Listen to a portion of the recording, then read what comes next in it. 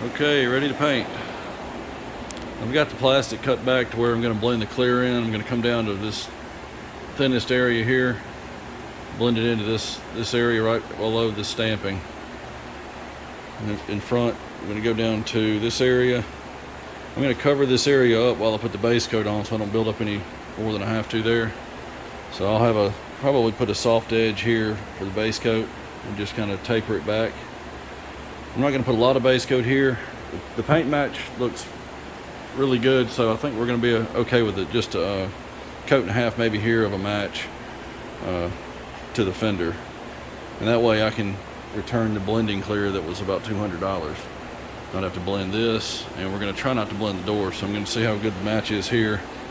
I did some spray outs. I've got 5 different pressures I did here. This is with the 2 coats of matte clear. I did 18 through 26 psi, and honestly 18 looks about the best. There's not a whole lot of difference in any of them, but 18 is about the closest. I'm going to spray it at 18, hang the door back up here and see what it looks like outside. If we have to blend it, we will. If I can avoid blending the door, we'll save the original paint and we can return that expensive blending clear. Going to be coming in, other shop blended it right in here with the clear, so I'm just going to go right back over that spot right there. I'm going to put a soft edge along, not along this top radius, but this bottom one.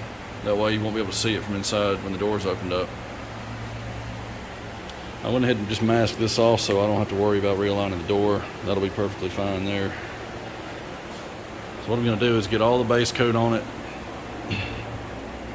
All these spots I just seam sealed, get all the base coat done, and then come back and wet sand the last coat with 1000 grit and put another coat of base on just to cover up my sand scratches. That'll get any dust out of it that I've happened to get in it right before it gets cleared, and that's the best I can do. Here's a quick look at the seam sealer. I used the 5887 in here so that it would self-level. I could have brushed it. Could have put heavy bodied seam sealer in here and taken a brush and brushed it up to get that vertical line texture like this other one over here, but it really would have probably looked worse than the factory, so I went ahead and just smoothed it out. So it'll be a nice smooth band. Got these here, a little piece of tape I need to pull off right there. That's sealed, that one. Now this is the original. That's about what it looked like. It's got a little bit of a texture to it, but that can be reproduced somewhat, but I went ahead and just slicked it out and let it self-level. I'm going to wipe it down one more time, and then we'll go straight to the base coat.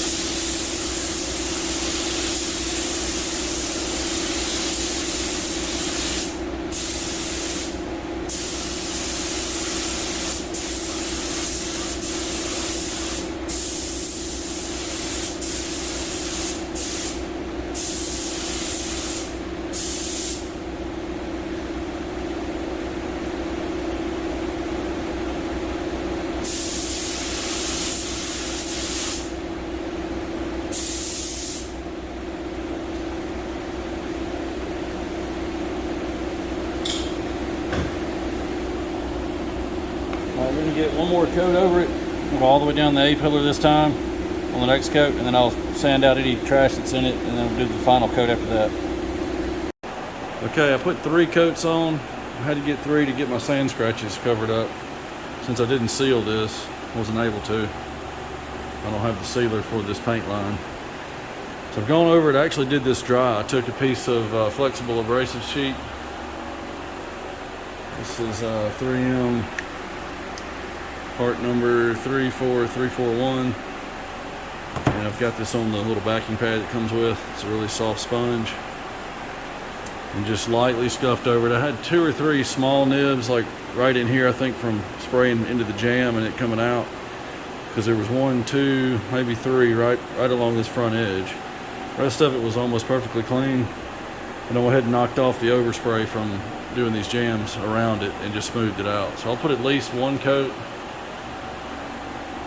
1 even coat over all this and a drop coat just to even it out. That should be plenty.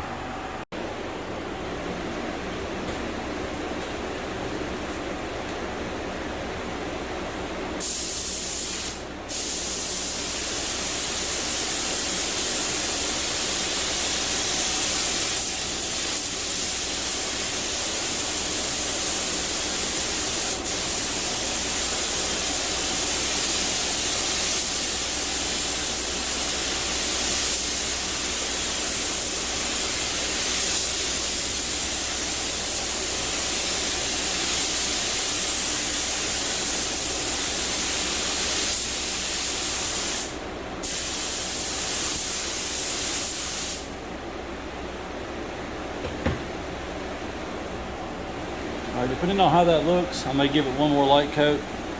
That should be all I need to do after this. Okay, I'm ready to clear. I've got the 2 spots there where I want to blend it in, masked off so I don't get overspray all the way down to where I've got the plastic cut open. I only need 1 coat in the trunk jam, tail light pocket, and inside the door jam. So what I'm going to do is put a coat on the outside that needs 2 coats. Then I'll pull the masking paper off, and then the second coat will go over everything. That way I've got 1 closed coat at the very end, and the outside part has 2 coats.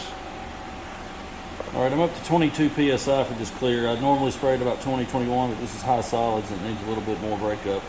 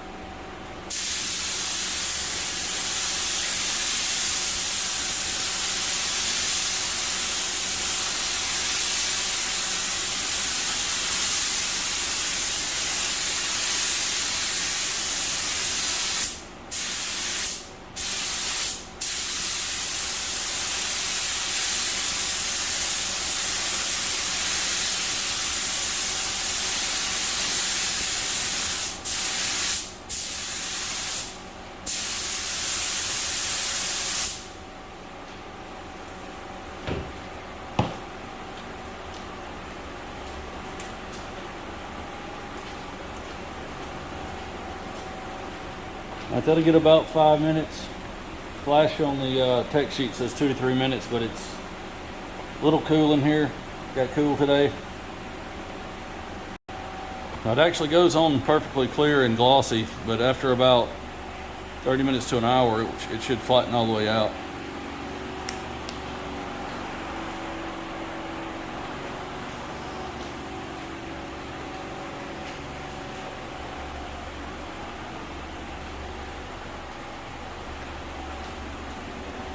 I'll give it about another 3 or 4 minutes, and then I'll go ahead and hit the jams first, and that way it'll give a little more flash time before I get back to this. And that'll be it. Okay, door is on. This is a couple days later. Checking the color match. I can hardly tell any difference. I'm planning to not blend that door. We can save that factory paint and just rewrap these panels. Once the panel, the rear quarter panel here is fully cured, we can rewrap that. he can have that done then. Still got the trunk lid and bumper and all the paint, but I've got this out here where it can get in the sun. Here's a look at the seam sealer.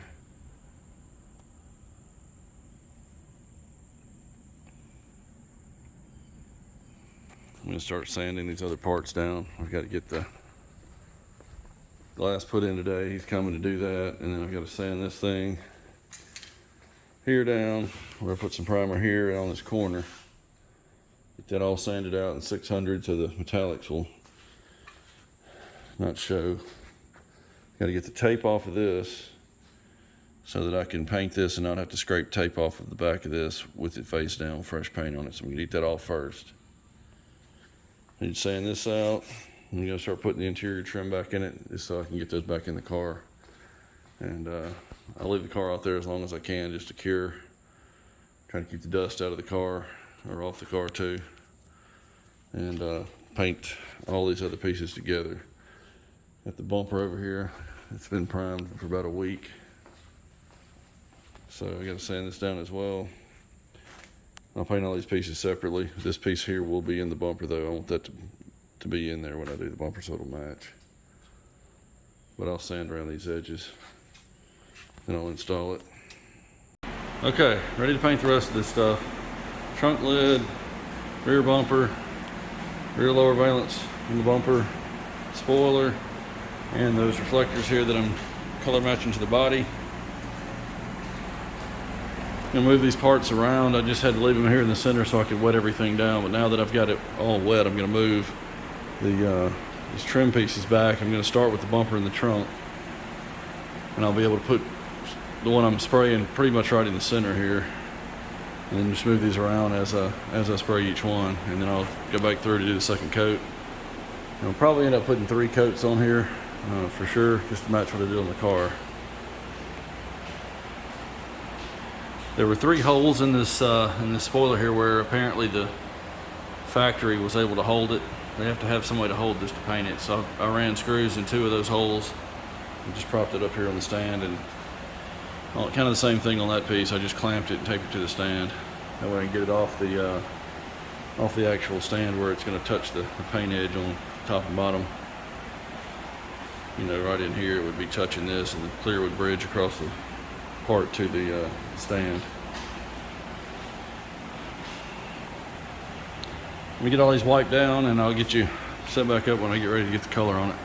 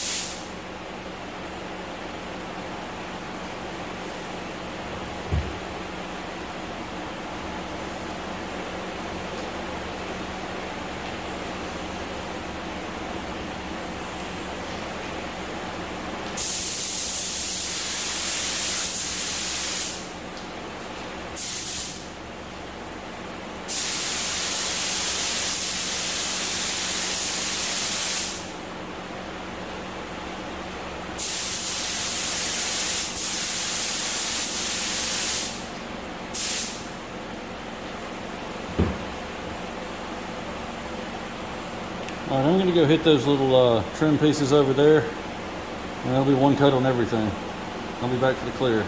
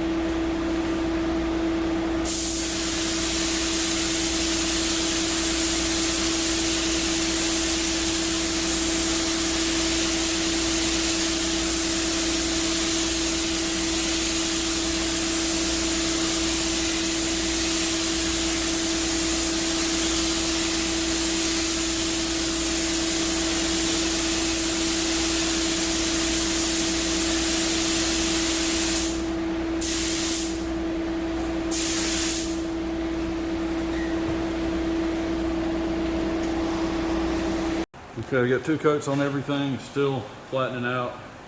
It takes a little while. Still wet. But it starts to dull up in about 20 minutes or so, 15, 20 minutes. It'll take it overnight to get all the way dull.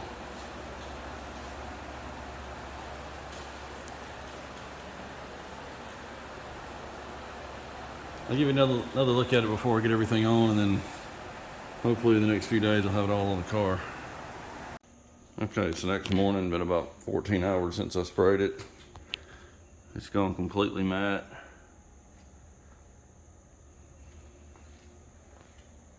I went ahead and pulled the masking paper and all off yesterday. It's nice and even. You've got a good reflection at a low angle, but it's completely matte straight on. I painted the trunk lid like this so there was less chance of any dust collecting on the top surface, since it's going to be mounted on the car the other way. I wanted this to stay the cleanest, but I still don't think anything got in it at all. Not that I can find. Same with the bumper. I sprayed it like this initially to put the color on it, and I rotated it back level to the on-car position to put the last coat of base on it, so that I would have it in the same orientation that I had the quarter panel, so that I should get the best match.